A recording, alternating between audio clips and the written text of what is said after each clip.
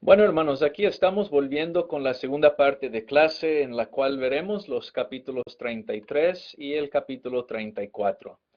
Como sabemos, acabamos de ver la sección de los capítulos 24 al 32 y ahora sí queremos poner más detalle en estos dos capítulos, el capítulo 33 y el 34, y en especial el capítulo 34.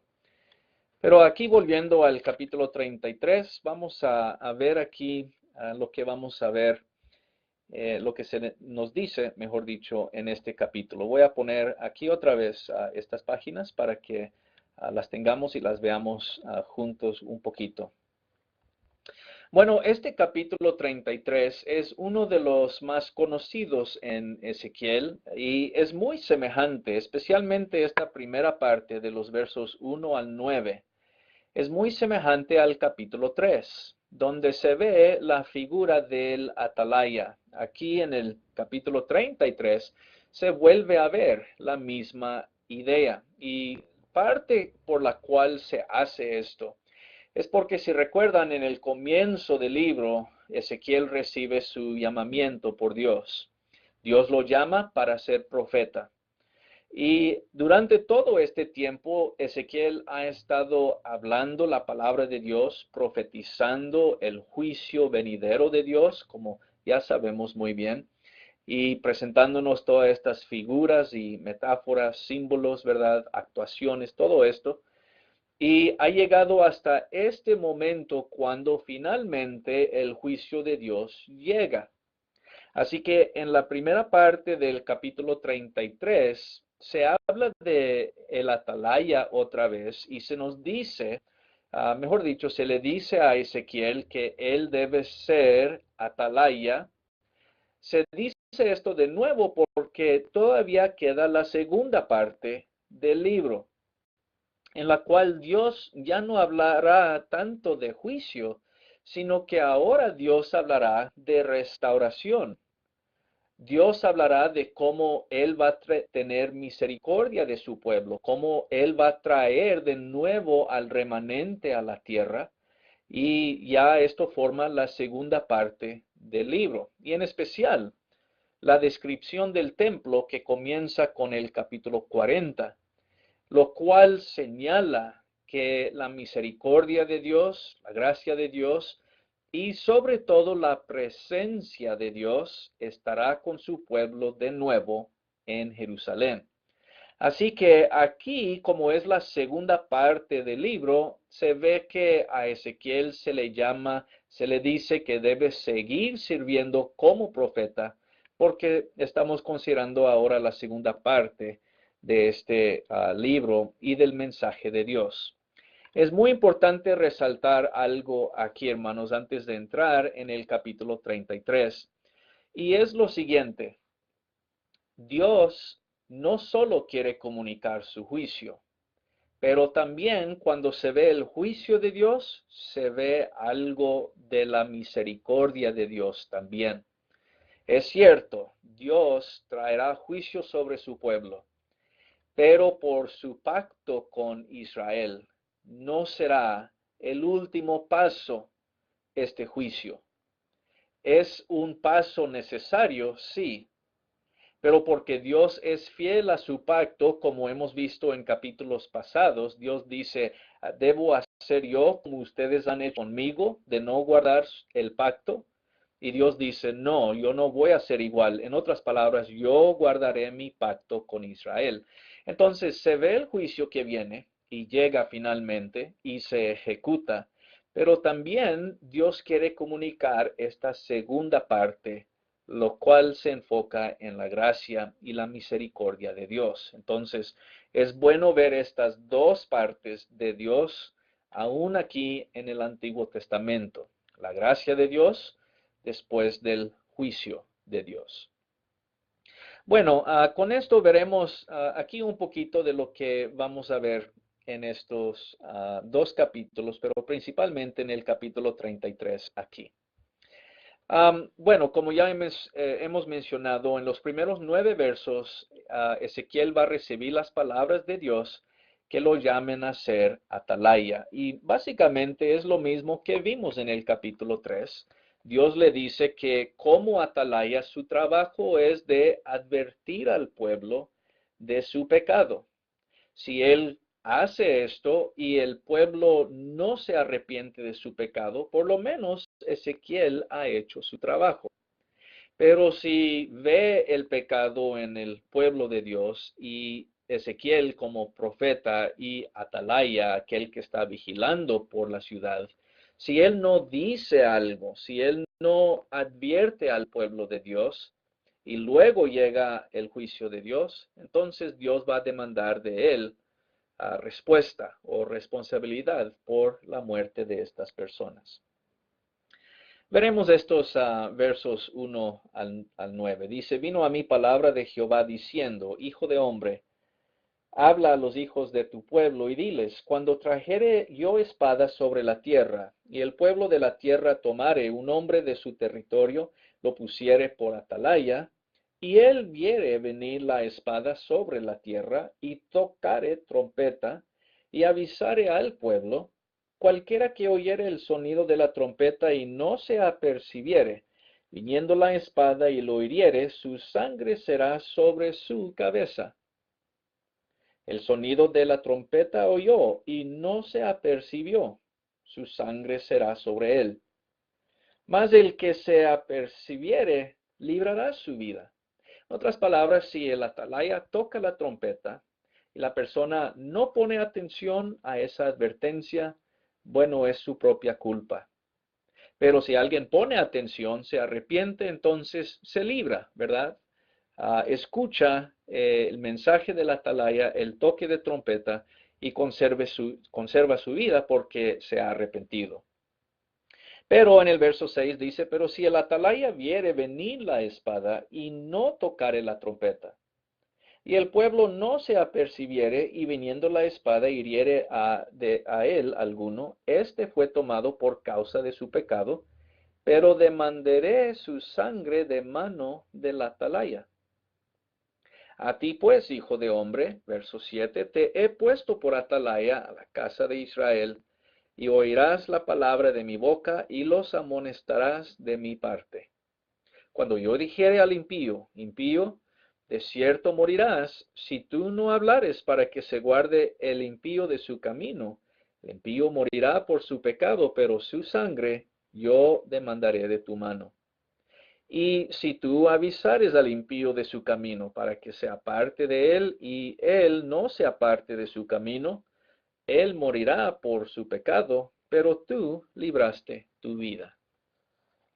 Bueno, entonces ahí en los versos 7 al 9 vemos que Dios le dice, te estoy poniendo por atalaya sobre o a la casa de Israel. Aquí estamos viendo otra vez cómo Dios no lo llama por primera vez, obviamente, sino que lo recomisiona para seguir haciendo su trabajo. Esto es algo común en literatura apocalíptica, especialmente cuando hay un cambio que está por darse en el libro, se da la comisión de nuevo o se escucha el llamamiento del profeta de nuevo. Es lo mismo que sucede en el libro de Apocalipsis también. En la primera parte de ese libro, capítulos 1 al 12, Dios le da a Juan el trabajo de animar a la iglesia, también de advertir a la iglesia y de advertir al enemigo, el imperio romano. Pero desde el capítulo 10, 11, 12 y en adelante, vemos que Dios le llama a Juan otra vez a seguir profetizando porque todavía queda más mensaje que proclamar. Entonces aquí con Ezequiel es algo semejante. Se le dice que debe seguir hablando y debe seguir advirtiendo a la casa de Israel. Antes de seguir adelante, hermanos, es importante señalar tal vez esta responsabilidad a nosotros, los líderes de las iglesias del Señor en donde nos encontramos. Nosotros como líderes tenemos cierta responsabilidad de vigilar por la iglesia, por nuestros hermanos, ya sea si somos predicadores, ya sea si servimos como ancianos o diáconos, o de alguna otra forma en liderazgo, creo que el espíritu de este mandamiento a Ezequiel también es algo que se puede aplicar a nosotros, ya que nosotros como líderes tenemos cierta responsabilidad para con nuestros hermanos. En verdad, de hecho, solo por ser hermanos tenemos la responsabilidad de vigilar por el bienestar de nuestros hermanos, ¿no? Si es que vemos que andan mal o que se encuentran en pecado, el simple hecho que somos hermanos debe causarme a mí la idea de ir y tratar de alcanzar a mi hermano o por lo menos hacerlo reconocer su pecado, ¿verdad? Así que este principio es algo que muy apropiadamente se aplica también a nosotros. Bueno, siguiendo adelante en estos versos del capítulo 33, vemos la sección aquí del verso 10 al 20 y aquí solo se nos va a decir de nuevo que cuando Dios traiga su juicio finalmente, es un juicio verdadero, es un juicio, vamos diciendo, justo y apropiado por los pecados del pueblo. Sin embargo, el juicio no tiene que ser así si el pueblo se arrepiente. Es interesante esto, hermanos, porque Dios nos señala aquí una vez más que Él no quiere juzgar a nadie. Dios quiere que el injusto se arrepiente. El problema es que el injusto no quiere. Veamos algunas de estas palabras del Señor aquí en este capítulo 33, ahora en los versos 10 al 20. No los vamos a leer todos, pero vamos a señalar algunos de ellos. Veamos el verso 10. Dice ahí, tú pues, hijo de hombre, di a la casa de Israel. Vosotros habéis hablado así, diciendo, nuestras rebeliones y nuestros pecados están sobre nosotros, y a causa de ellos somos consumidos. ¿Cómo pues viviremos? Diles, vivo yo, dice Jehová el Señor, que no quiero la muerte del impío, sino que se vuelva el impío de su camino y que viva. Volveos, volveos de vuestros malos caminos, ¿por qué moriréis, oh casa de Israel? Entonces, aquí se le dice a Ezequiel, debes corregir su forma de pensar. Ellos, viendo que viene juicio, piensan que serán totalmente consumidos. Y lo que Dios quiere comunicarles es que siempre se puede arrepentir la persona. Solo hasta el momento final, ya cuando está el juicio a la puerta, tal vez, ya es demasiado tarde. Pero se ve aquí el corazón de Dios para con aquellos que andan en pecado, ya sean personas, ya sean naciones. Quiere su arrepentimiento. Y de esta forma suena muy semejante a lo que escuchamos en Segunda de Pedro 3 y otros pasajes donde Dios dice, ¿verdad?, que Él quiere que todos se arrepienten y que sean salvos. Bueno, aquí la idea es Dios quiere que se arrepientan, pero también a la misma vez reconoce que eso no va a ser el caso con su pueblo. Veamos aquí al final en los versos 14 y en adelante. Dice, y cuando yo dijere al impío, de cierto morirás, si él se convirtiere de su pecado e hiciere según el derecho y la justicia, si el impío restituyere la prenda, devolviere lo que hubiere robado y caminare en los estatutos de la vida, no haciendo iniquidad, vivirá ciertamente y no morirá. La idea es, si el que ha andado injustamente se arrepienta y cambia, no morirá. Y de la otra forma también, si el que ha sido justo se vuelve de ese buen camino y se regresa y hace lo que no es correcto, él será juzgado. Eso se ve en el verso 18. Cuando el justo se apartare de su justicia e hiciere iniquidad, morirá por ello. Cuando el impío se apartare de su impiedad e hiciere según el derecho y la justicia, vivirá por ello. Y dijisteis, no es recto el camino del Señor. Yo os juzgaré, oh casa de Israel. a cada uno conforme a sus caminos. Entonces, en estos versos 10 al 20 se quiere restablecer otra vez. El juicio de Dios es justo. Cuando llega finalmente, es porque los actos de la persona, o en este caso de Israel, los actos de la nación, en verdad merecen el juicio que Dios está trayendo. Todo depende de cada uno conforme a su camino, dice el verso 20. Entonces, si andan bien, no hay juicio. Y aun si andan mal y se arrepienten, tampoco hay juicio. Pero si andan mal y no se arrepienten, sus caminos lo llevarán al juicio. Entonces, cuando cae ese juicio, es justo porque sus hechos, sus actos, sus acciones demandan ya este juicio de Dios. Es interesante que esto se dice aquí en el verso 20 porque lo que vemos aquí enseguida en el verso 21 es que finalmente, después de tanto hablar, después de tanto profetizar en contra del pecado y que se espera el arrepentimiento del pueblo de Dios, porque no se ha arrepentido, finalmente llega el juicio de Dios. Veamos el verso 21.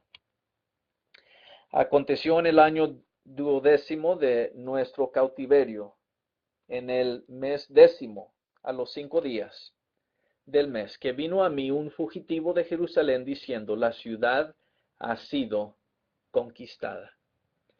Finalmente, Dios ha destruido a la ciudad de Jerusalén a través de los babilonios, trayendo así el juicio que había estado prometiendo ya por un buen tiempo. Finalmente llegó. Y ahí se nos confirma en el verso 21. La fecha es en el año 586 a.C., que esto finalmente sucede. Bueno, el resto de este capítulo 33, pues, es como Dios está diciéndole a su pueblo que en verdad este juicio del cual se ha estado hablando es justo y ha llegado y que finalmente el pueblo de Dios queda juzgado por Dios. Vamos a leer algunos de estos versos solo para escuchar las cosas que Dios dice. Vamos a ver aquí en el verso 22 y luego veremos algunos otros. Dice, la mano de Jehová había sido sobre mí la tarde antes de llegar el fugitivo, y había abierto mi boca hasta que vino a mí por la mañana, abrió mi boca, y ya no más estuve callado. Vino a mí palabra de Jehová diciendo, Hijo de hombre, los que habitan aquellos lugares asolados en la tierra de Israel, hablan diciendo, Abraham era uno y poseyó la tierra. Pues nosotros somos muchos, a nosotros nos es dada la tierra en posesión. La idea es que aún está el juicio de Dios ahí próximo para darse, y ellos están diciendo, somos muchos, la tierra es nuestra, pero Dios va a decir, no, yo voy a hacer desierto de esta tierra. Verso 28 dice, y convertiré la tierra en desierto, en soledad, y cesará la soberbia de su poderío. Los montes de Israel serán asolados hasta que no haya quien pase. Y en ese día sabrán, verso 29, que yo soy Jehová, cuando convirtiera la tierra en soledad y desierto por todas las abominaciones que han hecho. Y tú, hijo de hombre, los hijos de tu pueblo se mofan de ti junto a las paredes y a las puertas de las casas, y habla el uno con el otro, cada uno con su hermano, diciendo, venid ahora y oír qué palabra viene de Jehová. Vendrán a ti como viene el pueblo, y estarán delante de ti como pueblo mío, oirán tus palabras, y no las pondrán por obra. Antes hacen halagos con sus bocas, y el corazón de ellos anda en pos de su avaricia. He aquí que tú eres a ellos como cantor de amores, hermoso de voz y que canta bien. Y oirán tus palabras, pero no las pondrán por obra. Pero cuando ello viene, y ya viene, sabrán que hubo profeta en ellos.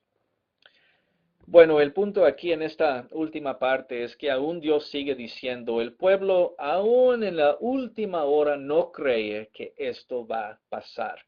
Es decir, que Dios traerá su juicio como lo ha estado diciendo. Pero sí lo voy a hacer, dice Jehová. De hecho, ya lo ha hecho, recibe la noticia. Y ahora sí, dice Dios, vendrán a ti y pondrán atención.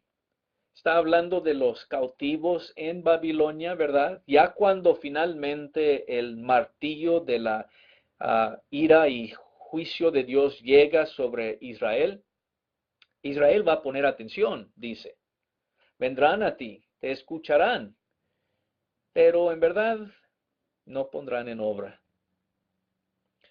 Hermanos, es importante ver el principio aquí. Es bueno escuchar la palabra de Dios, es bueno poner atención a la palabra de Dios y aún es bueno conocer la palabra de Dios.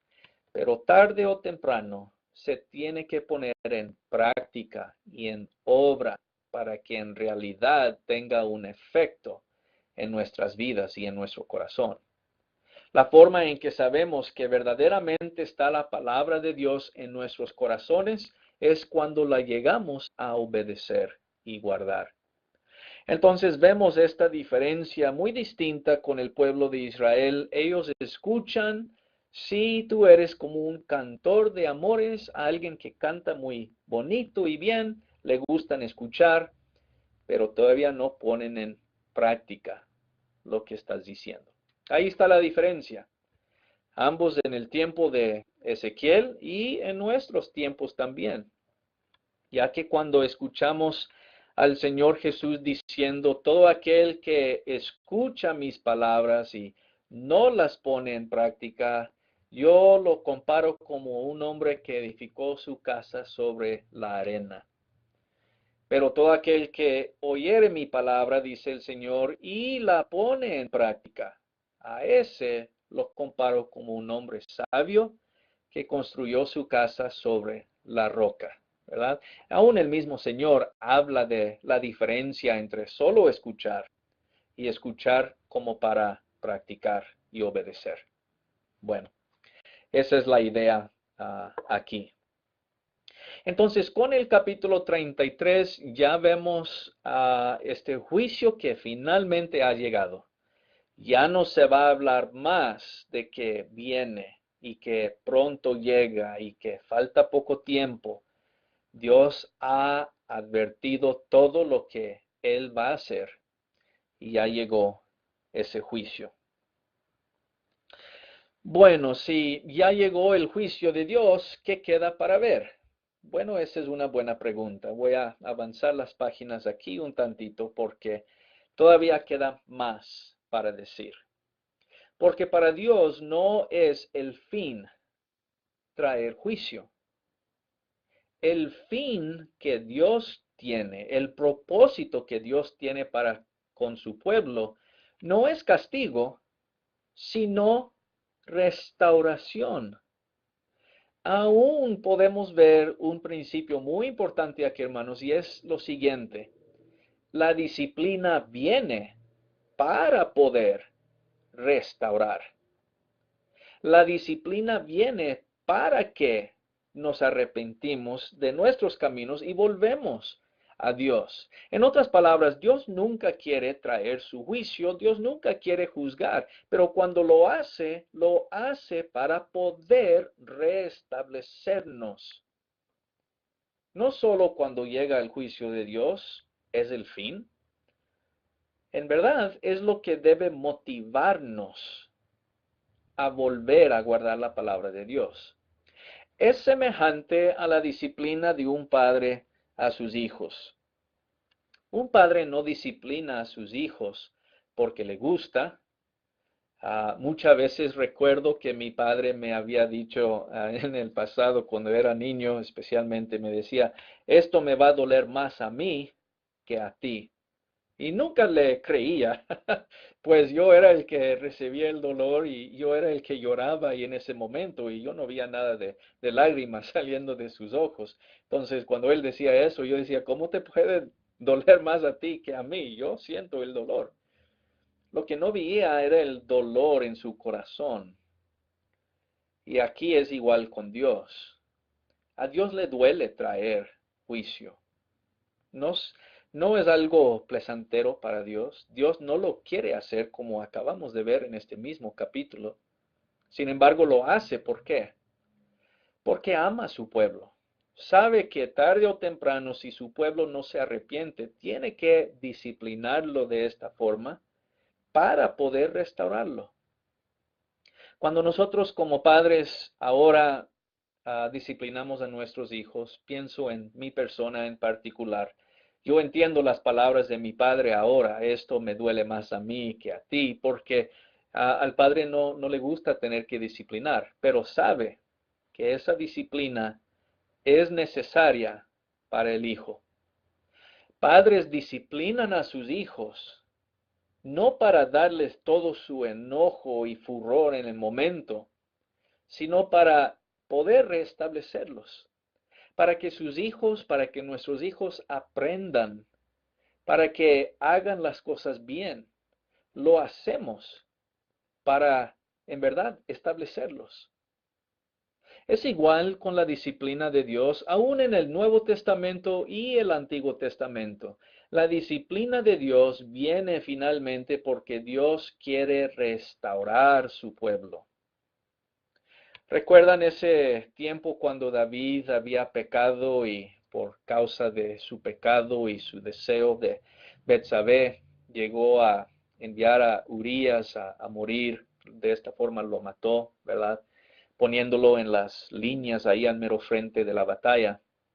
Dios le llama la atención a David por medio del profeta Natán. Y Dios confiesa ahí su pecado, reconoce que ha hecho mal. Sin embargo, Dios todavía lo juzga de cierta manera y por eso David sufre mucho en los últimos años de su vida. Pero todo eso lo hace para restablecer a David. Es lo mismo que vemos aquí. Dios no quiere acabar con su pueblo de Israel.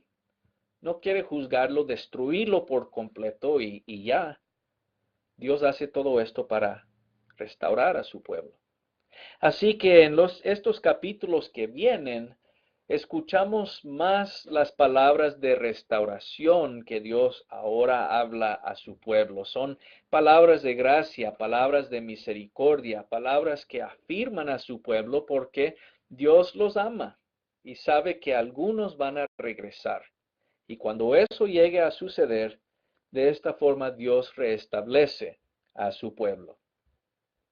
Bueno, entonces en esta sección de afirmar a su pueblo, en esta sección de misericordia y esperanza, lo primero que se nos dice aquí, la primera visión, la primera parábola, por decirlo así, es que Dios mismo será pastor de su pueblo. Y ese es el contenido del capítulo 34. Entonces, cuando vemos aquí el capítulo 34, vemos que Dios promete que Él vendrá para ser el pastor mismo de su pueblo. Ya que los pastores de Israel no han hecho un buen trabajo, Dios no está complacido con ellos porque no han cuidado el rebaño de Dios. En verdad, se han cuidado a sí mismos. Por esto Dios dice, yo mismo vendré y seré su pastor. Claro, el capítulo 34, pues, por esta razón en Ezequiel es un capítulo mesiánico, porque sabemos que esto se cumple cuando el gran pastor de nuestras almas, el Señor Jesús, llega al mundo y llega a ser pastor de cada uno de nosotros. Dios, en verdad, cuida de sus ovejas en la persona del Señor Jesús. Entonces, este es un capítulo mesiánico porque predice lo que Jesús vendrá a hacer en el futuro. Es un capítulo hermoso en ese sentido. Pero vemos que de la forma que comienza no parece ser algo de mucha alegría, porque Dios habla aquí contra los pastores. Vamos a escuchar algunas de estas cosas. Verso 1 del 34. Vino a mí palabra de Jehová diciendo, Hijo de hombre, profetiza contra los pastores de Israel. Profetiza y di a los pastores, así ha dicho Jehová el Señor. Ay de los pastores de Israel, que se apacientan a sí mismos. ¿No apacientan los pastores a los rebaños? Coméis la grosura y os vestís de lana, la engordada degolláis, mas no apacentáis a las ovejas. No fortalecisteis a las débiles, no curasteis a la enferma, no vendasteis a la perniquebrada, no volvisteis al redil la descarriada, no buscasteis a la perdida, sino que te habéis enseñoreado de ellas con dureza y con violencia. Andan errantes por falta de pastor, son presa de todas las fieras del campo y se han dispersado. Anduvieron perdidas mis ovejas por todos los montes y todo collado alto, y en toda la faz de la tierra fueron esparcidas mis ovejas, y no hubo quien las buscase, ni quien preguntase por ellas. Por tanto, pastores, oír palabra de Jehová. Vivo yo, ha dicho Jehová el Señor, que por cuanto mi rebaño fue para ser robado, mis ovejas fueron para ser presa de todas las fieras del campo, sin pastor, ni mis pastores buscaron mis ovejas, sino que los pastores se apacentaron a sí mismos y no apacentaron mis ovejas. Oír palabra de Jehová. He aquí, yo estoy contra los pastores. Aquí vemos, ¿verdad?, lo que Dios dice, que estos pastores han hecho mal. No han cuidado de las ovejas. Las han dejado hacer lo que a ellas parecen ser mejor. Pero las ovejas no saben lo que es mejor para ellas, por eso hay pastores, porque ellos deben saber. Sin embargo, no han hecho su trabajo. Han vigilado, pero por sí mismos, no el pueblo de Dios. Entonces Dios dice que demandará a sus ovejas de las manos de los pastores, verso 10. Y finalmente es esta parte en el verso 11 donde Dios dice, yo mismo cuidaré de mis ovejas. Dice, porque se ha dicho Jehová el Señor, he aquí yo mismo iré a buscar mis ovejas y las reconoceré. Yo los sacaré de los pueblos, dice el verso 13, y las juntaré de las tierras, las traeré a su propia tierra, las apacentaré en los montes de Israel, por las riberas y en todos lugares habitados del país. Verso 14. En buenos pastos las apacentaré. Los altos montes de Israel estará su aprisco, ahí dormirán en buen redil, y en pastos suculentos serán apacentadas sobre los montes de Israel. Yo apacentaré mis ovejas, y yo les daré aprisco, dice Jehová el Señor. Bueno, aquí están las palabras tan hermosas de este capítulo, en verdad, donde Dios dice, yo cuidaré de ellas. Yo iré en búsqueda de ellas. Yo las encontraré. Y como decimos aquí, es algo de lo que vemos en el ministerio de nuestro Señor Jesús, porque Él será su pastor. Bueno, en verdad podemos ver que el capítulo 10 de Juan es donde se cumple o se ve esta parte de la escritura ser cumplida. Cuando Jesús dice, yo soy el buen pastor, yo soy la puerta de las ovejas, yo soy el que cuida de mi rebaño, ¿verdad? Jesús mismo es nuestro pastor. Me gusta mucho cómo Pedro describe al Señor en su primer carta. Pedro dice que el gran pastor de las ovejas vendrá y regresará para cuidar y tomar a sus ovejas a sí mismo también, ¿verdad? Entonces, toda esta figura de Dios como buen pastor es algo que se dice desde acá en el tiempo de Ezequiel. Dios quiere cuidar de su pueblo y por eso Él mismo será su pastor por excelencia. Bueno, cuando vemos aquí, hermanos, la última parte del capítulo 34, vemos que el pastor vendrá, como se nos está diciendo aquí, pero también que él llevará su rebaño a pasto. Y esto se ve especialmente en los versos 25 hasta el verso 31. Me gustaría leer solo algunas partes de esta sección. El verso 25 es muy bonito en sí. Dice, y estableceré con ellos pacto de paz. Quitaré de la tierra las fieras y habitarán en el desierto con seguridad. Dormirán en los bosques. Y daré bendición a ellas y a los alrededores de mi collado. Y haré descender la lluvia en su tiempo. Lluvias de bendición serán. El árbol del campo dará su fruto, la tierra dará su fruto, estarán sobre su tierra con seguridad, y sabrán que yo soy Jehová, cuando rompa las coyundas de su yugo y los libre de mano de los que sirven de ellos. Quiero tomar una pausa aquí para resaltar algo importante en este lenguaje de bendición. En Ezequiel y también en el libro de Daniel, siempre se ha comunicado la idea de juicio con figuras simbólicas de juicio. Muchas veces el juicio de Dios se comunica con imágenes de destrucción, mucho fuego, las plantas se secan, todo se acaba, la vida se va.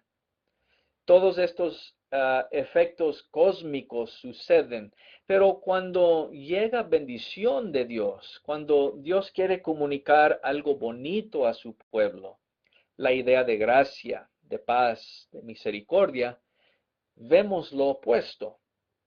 El lenguaje simbólico ya no es de cosas secándose, de cosas quemándose y acabándose. Las montañas ya no son desoladas, la tierra no se hace desierto, todo ahora cambia. Vemos en estos versos en especial que ahí hay paz. La figura de traer bendición es que hará pastos verdes, que la tierra dará su fruto, que todo árbol tiene hoja verde y da fruto, que todo empieza a fluir de mucha bendición. Entonces, para comunicar juicio, se ve que la naturaleza y la creación de Dios es secada, quemada, se vuelve al desierto. Pero para comunicar gracia y paz y misericordia, bendición, todo renueva, todo es verde, todo da su fruto, los ríos fluyen. Y de esta manera Dios comunica bendición. Los libros apocalípticos y muchas veces los libros proféticos comunican sus dos verdades de juicio y bendición con este tipo de lenguaje figurado. Entonces, cuando escuchamos ríos que fluyen, árboles verdes que dan su fruto, la tierra da su fruto, pastos verdes, todo eso es lenguaje de bendición. Cuando vemos lo opuesto, desiertos, montañas desoladas, plantas que se secan, eso comunica juicio. Entonces aquí es claro que se está comunicando ahora la bendición que Dios traerá para con su pueblo en el futuro. Entonces los versos 25 al 27 en verdad son este tipo de lenguaje. Bueno, veamos los últimos versos, el 29 al 31, para ver esto una última vez. Dice, y levantaré para ellos una planta de renombre. No serán ya más consumidos de hambre, en la tierra, ni ya más serán avergonzados por las naciones. Sabrán que yo soy Jehová, su Dios, y que estoy con ellos, y ellos son mi pueblo, la casa de Israel, dice Jehová el Señor. Y vosotras, ovejas mías, ovejas de mi pasto, hombres sois, y yo vuestro Dios, dice Jehová el Señor. Finalmente, la última forma que se comunica bendición es que Dios estará con ellos y ellos estarán con Dios. La idea de comunión, la idea de la presencia de Dios con su pueblo, demuestra aquí que Dios tendrá misericordia y gracia para con su pueblo en el futuro. Entonces, con este capítulo 34 y hasta lo que veremos en el final, hasta el final de Ezequiel, ya la canción cambia, ya no es juicio, ya no es destrucción. Ahora Dios habla de cómo va a restaurar a su pueblo, cómo lo va a restablecer, cómo lo va a bendecir. Porque si bien es cierto que la primera parte de Ezequiel comunica juicio, también es cierto que la segunda parte comunica bendición. Entonces, hermanos, es de esta manera que dejamos nuestro estudio por el momento aquí en el capítulo 34.